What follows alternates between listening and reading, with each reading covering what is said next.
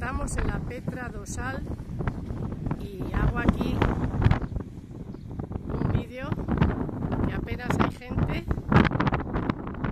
hay viento, son playas de surf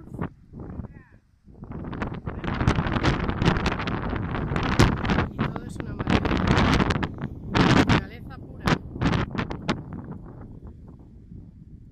temperatura deliciosa,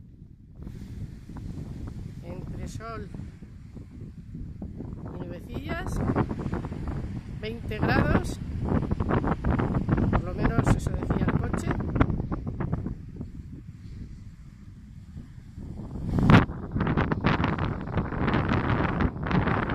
Y eso es lo que estoy disfrutando. No sé si vamos a bajar aquí a mojarnos los pies porque es que está tan transparente que apetece.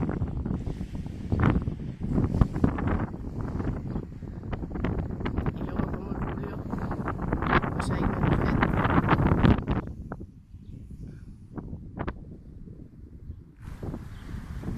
Tan menos que yo no veo más que a unos en unas rocas.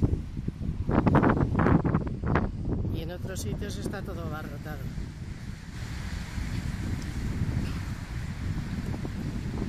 Pues esas son las increíbles olas que llegan.